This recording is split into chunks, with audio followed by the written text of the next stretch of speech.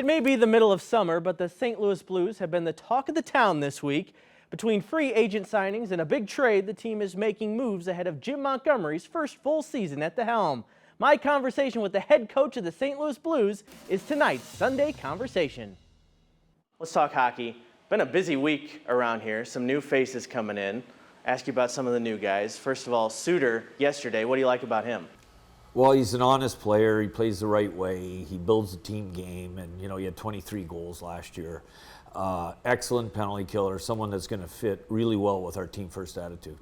Bukestad, been around a little while. What kind of vibe does he bring to the team? Big, powerful forward who can score, and another guy that just is all about the team. So, we're trying to get the right people, not only talented players. Talking about a lot about Mayu the last couple days. What sticks out most about him, his potential, and what have you told him about his opportunity right now when he shows up? Well, we're excited about him. I mean, this is a guy who probably goes top 10 in the draft, and also just the way he's played. He's been a dominant player in the American Hockey League, and Canadians have a lot of really good young defensemen. So it worked. The trade worked for both teams. Hated to see Bolduc go, but this young man's going to be a real good Blue, and our fans are going to love him. I think we may have asked you more about Zach Bolduc last year than any player on the roster just because of the nature of his breakout season.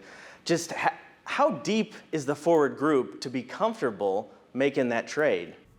Yeah, we're really deep at the forward, and especially on the wings. So when you can move a player that is as good and as well-liked as Zach Bolduc to get a really talented young defenseman that is really going to grow and become a real permanent fixture for us and help us win a lot of games, it speaks volumes about the job that Doug Armstrong and the scouts are doing, drafting great young players. Army's time in the big chair is starting to wind down here. Give me an insight into your relationship with him. He brought you here after Dallas. He brought you back after Boston. Just that hockey connection between you two. How would you describe it? Well, I think, I can only speak to my side of it, and it's just a tremendous amount of respect. Not because of what he's done for me. That's above and beyond what you could ask of anybody. But really just how hard he works, how much he cares about the St. Louis Blues, and how he grinds every day to push everybody to be better. And that's what I love, is that he makes me better. It's also prospect camp week. We've seen a lot of highlights of first-round pick Justin Carbonneau. Just what stands out to you seeing him on the ice for a little bit? Oh, he loves to score goals. And his first step or the release, it's right away he's looking to score goals. Goal scorers attack the net, and that's all he's been doing. Army kind of mentioned this. When you have a goal scorer there to take in that position, it seems like you can't pass it up in today's NHL. Is that kind of the thinking that went behind it, do you think? Well, I think it's a big part of it. You look at Bolduc, you look at Snuggerud, Kyrou.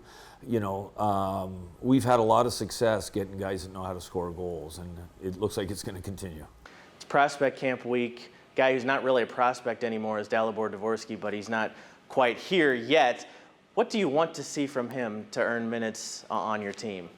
Well, one thing about Dalibor, he's younger than the average age of players are here. So he's still a young man developing, and he's going to be really good for us.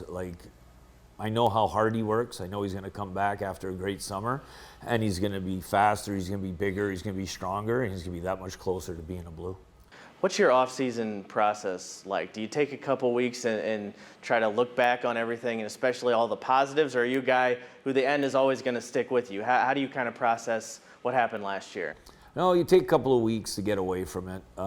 You still make phone calls to people in the game or colleagues or whatever it might be, but I like to get away. And then, this has been a great week because we did a lot of work as a staff and the Springfield staff, and we did presentations. So that got us back into the mode of how can we get better. So and there's a lot of ideas percolating on our staff.